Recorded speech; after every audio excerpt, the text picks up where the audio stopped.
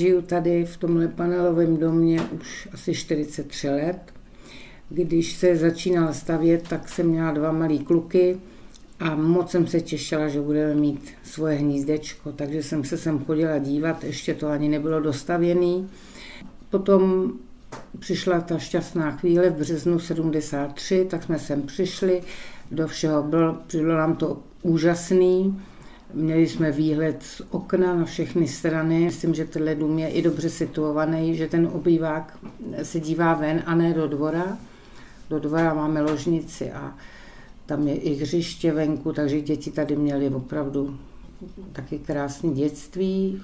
No a my jsme si tady tak postupně to zařizovali se všema těma přistěhovavšíma sem. Byly to samý mladé rodiny s dětma, takže jsme tady měli přátelství mezi sebou a radili jsme si různě, jak co kde si koupit a zařídit, aby jsme to měli hezký.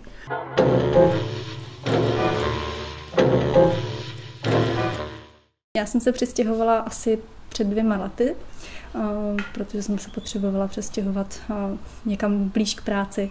Takže jsem právě našla tohleto místo a ten byt mě úplně okamžitě strašně zaujal. Úplně jsem mě zamiloval, protože je opravdu strašně krásný. Ten balkón vlastně přes léto, tam se člověk na to křeslo sedne, může se opalovat celý den. Sluníčko se tam krásně opírá, takže je to úplně super. A ten byt působí celkově tak příjemně, že už vlastně tu první návštěvu, co jsem si přišla na prohlídku, tak jsem si tady připadala jako doma. Tak jsem tady už zůstala. Je tady kino, jsou tady ty obchody úplně všechny, je tady drogerie, opravárna bot, prostě tady je úplně všechno. Jakoby nic tady nechybí. Vlastně v centru jste za 15 minut, tady jsme 3 minuty od metra a zároveň je to tady takový klidný, ani tady nejsou slyšet nějak ty auta ze silnice, není tady rachot tramvají, takže je to tady takový v podstatě na vesnici a zároveň uprostřed města.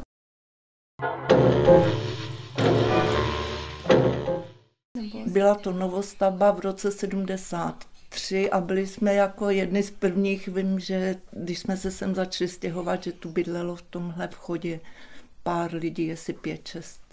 Tady bylo pole, to pamatujeme kombajn, že tady jezdil kombajn, sklízeli pšenici a teď je to všechno zastavěné, jednak jsou tam jako paneláky a jednak i nějaký pracoviště. Že na Václaváku nebo v centru města jsem nebyla třeba rok nebo 2 roky, že to je úplně jako žijeme si tady a tam jedině na vycházku, nebo by se dalo říct na výlet.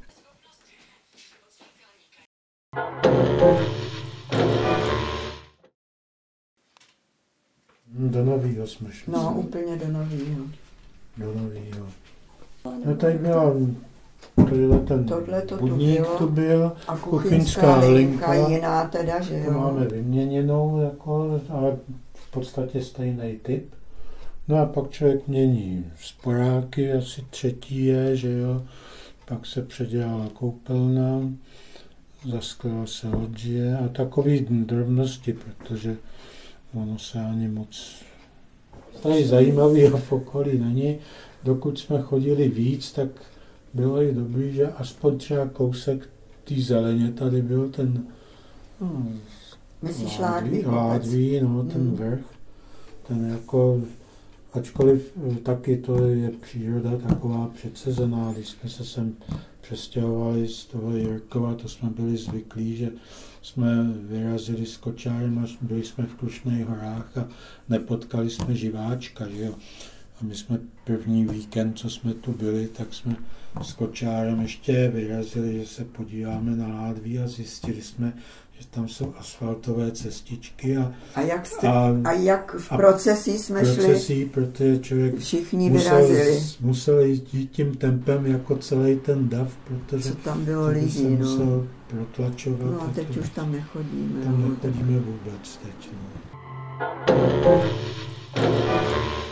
Nemá chybu vůbec. Někdo nadává na panelák. Záleží na lidech, jaký bydlejí v paneláku. Ale celkem tady jako opravdu žádný problémy. Já jsem z rodinnej vily, ale do vilu bych nechtěla ani zadarmo. Tady byla kuchyň. Stejný štýl mám, jak to bylo. No a nábytek je můj, no jinak to je tak, jak to bylo. 47 let tu bydlím a jsem velice spokojená. Takový výhled mi nikdo nezaplatí. No, bydlíme tady 2 roky a je to tak, že je to byt po mojí babičce, která když zemřela, tak jsme se sem nastěhovávali, komplet jsme to jako předělávali, vlastně vyklízeli to, jak to tady bylo. A teď se to postupně vlastně, ač jako po 2 letech, tak dává do pořádku, tak jak já bych chtěla, aby to tady vypadalo. Bylo to tady úplně jinak. Byla tady taková ta dlouhá obýváková stěna, umakartová, no takový ten typický obývák prostě, jako normalizační. Jsme se přistěhovali sem, tak jako bylo hrozný to, že už jenom to, že jsi prostě v tom 13. patře, že to jako fakt není úplně jako lidský rozměr prostě bydlení, no.